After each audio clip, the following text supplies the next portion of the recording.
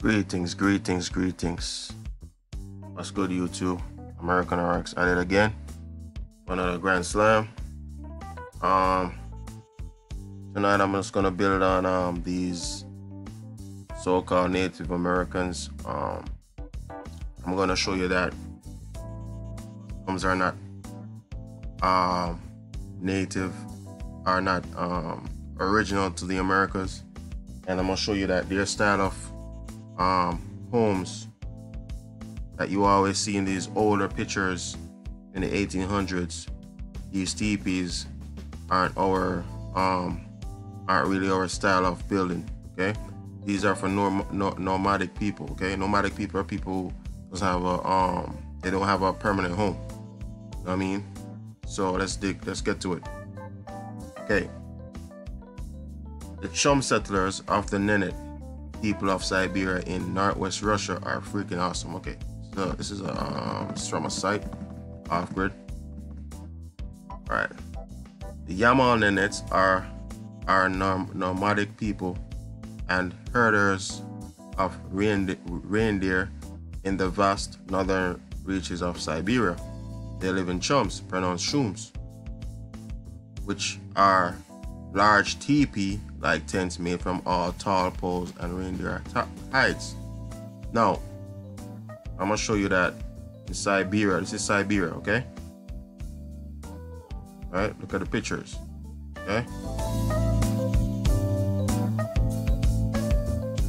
As already been said, every shum has a movable wood stove standing in the middle of on its right and left wide wooden boards placed directly on the snow and then covered with mats made of young birch trunks, twigs, and grass, which in turn are covered with reindeer skin. You feel strange sitting in a warm chum and seeing beneath you bits of snow peeking through chinks in the covering below. In fact, chums have a very solid structure. They are set up according to ancient method, tried and tested in generations of nomads. Okay, these are for nomads people. So a nomad doesn't have a permanent home. They go from one place to the next. Okay, standing amidst the open windblow expanses, this type of dwelling can withstand even the strongest gust of wind. Each chum is made of 30 solid poles, which are covered by 2 layers of nukes. Traditional covering of nomad tents in wintertime, chums are covered with 4 huge nukes made of reindeer skin.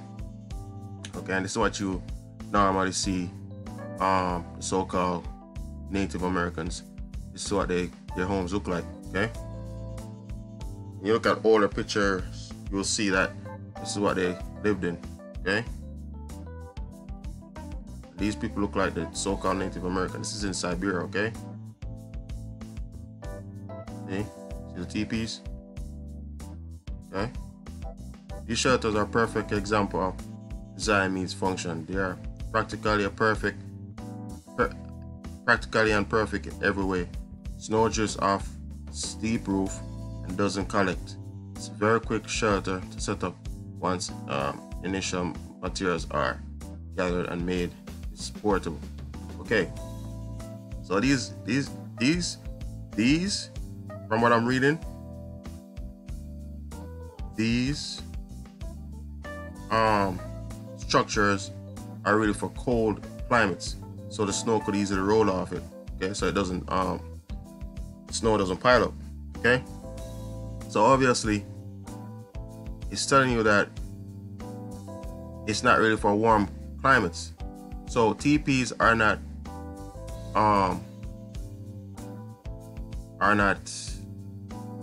so-called indigenous to the Americas. Okay, in colder regions, because yes, like the most northern, because the most northern part of America is mostly it's over towards Asia. You know what I'm saying? So yes, like the Eskimos, yes, they will have teepees. These are not our structures. Okay, so stop claiming teepees, because we don't use teepees. Right now, this is in Siberia. Okay, These are the Sami people. Right? See? See how the teepees look? Okay. Alright. This is between 1900s and 1920. Right? Norway, Sweden. Okay? Similar to where you see the Native Americans, right? So-called Native Americans. Now, I'm gonna dig on Tartary. Okay? Right? I'm gonna dig on Tartary. Now, Tartary is what you call Asia, right? So the whole of Asia is what's called Tartary, right? Where Genghis Khan, all them empires came from, okay? And they invaded, right? So Tartary, the Great Tartary, right? Historical region in Asia, located between Caspian Sea, Ural Mountains, and Pacific Ocean. Tartary was a blanket term used by Europeans for the areas of Central Asia, North Asia, East Asia, unknown to European geography. It encompasses a large region of Pontic Caspian steppe, the Volga Urals, the Caucasus, right? Siberia, right? Inner Asia, Mongolia, Manchuria. So these people came from Tartary, okay? And you're talking about the Berlin Straits, something like that. This is what they're talking about. These people travel from Tartary to North America, okay? So I'm gonna show you over here, right? Teepees are not our culture, okay? It's Siberia, right? So I'm going to take it to this side over here. Okay, this is like a map for this is like the migration of the nomads, okay? So right, check this out. The analysis show Beringia white circle, right, to be source of diffusion related language groups in both Siberia dark blue and North America yellow to light blue, okay? So what they're saying in this article is that so-called Native Americans and the Siberians speak pretty much the same language, okay? I don't know, this thing's moving slow. I wanted to dig on it a little bit. Down here.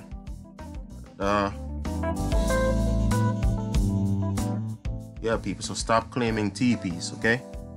Teepees aren't our people, okay? So, Sikoli began looking into the relationships between languages to model migration in the region several years ago.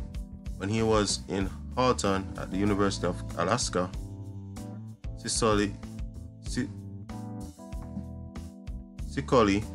is now at Georgetown University. The relationship between Yeniseian and Nadine languages, which would theoretically serve as proof that Native Americans' ancestors had migrated from Asia, was proposed as far back as 1923 by Italian linguist Alfredo Trombetti. But the first rigorous research to prove the link was only conducted over the past decade or so. Sikoli and Houghton sought to go a step further. They wanted to not only show the two groups were related, but analyze the similarities and differences between the languages in the two families to paint a geographic picture of the ancient migration, right? So they're saying the languages are similar. Sikoli and Houghton sought to go a step further. Okay, to do so, they relied upon the software programs conducted by phylogenetic analysis. Most often, phylogenetics refers to sorting the evolutionary relationship between different organisms using genetic similarities, differences, and structures, an accurate family tree of species. But because languages, like life, gradually evolve over, the linguists have put the same sort of analysis to work in constructing language trees. Alright? So So what they're really saying is that the languages are similar to the so-called Native American, okay? Researchers collected data on two Inusian languages, 37 Na-Dene languages, and Haida, a language spoken on Canada's Pacific coast but not believed to be related to Na-Dene, used as a control from the Alaska Native Language Archive and several other published sources. And they use phylogenetic algorithms to create a family tree of 40 languages, determining which were mostly closely related, based on a number of similarities, such as phonemes that serve particular roles in the language grammar. The tree confirmed that Yeniseian and Na-Dene are related, and that Haida is not, but because these languages were carried by populations of humans that were moving over time, the length of branches in the tree also allows Sicily and Horton weigh the odds of two different migration hypotheses. The first, proposed by many linguists, held at the source of Inusian and Na-Dene languages in Asia, with a subset of speakers migrating across Beringia and bringing in evolved versions of language to North America. The second held that the source was Beringia itself and subsets of its speakers spanning out over both Siberia and North America. So you see the connection. They're saying that these are the same people who migrated from Siberia to North America, okay? These are not the original people. So stop trying to fit in and look like them, okay? Our people and Africans don't speak the same language, okay? So these people and Siberians speak the same language. We don't speak the same language as Africans, okay? There's no relationship. So I'm gonna dig in something else, okay? I wanna show you an old map, right? Original map. This is how they circumnavigate, right? Stop looking at the globe, okay? Look at the map like this from a bird's eye view, and you will get the picture of what I'm trying to show you, okay? Check this out. Now, this is supposedly Spain or Europe, right? Much of Europe is here, right? But if you see here, there's a connection between Europe and America. You see? It's a thin line, okay? They had little, like, passages they call straits. Like you have Berlin Straits, you have different type of straits, right? They call these little passages straits. Now, when they're navigating, they circumnavigate, okay? Circumnavigate meaning they use markers, right, to mark where the land is and the water is. So they leave in from, say, all right, say Christopher Columbus left from here, Europe. Follow the winds, and he's not sure where he's going, but he end up in a Caribbean, right? He drifted off course, right? He end up right here. Now, course that they usually take from, say, Spain is probably like from here, Pacific Ocean, because the Pacific Ocean is much calm. So they're gonna go through the calmer route, right? And this is how a lot of the chinos end up in like California and all that stuff. I'm saying, because Asia is not too far from California, you know what I'm saying? It's easier for them to just go from here to here, you know what I'm saying? It's easier, you know what I'm saying? So bear that in mind, okay? Just bear that in mind. So if you look at this, it's circumnavigated, right? Okay? These markers, okay?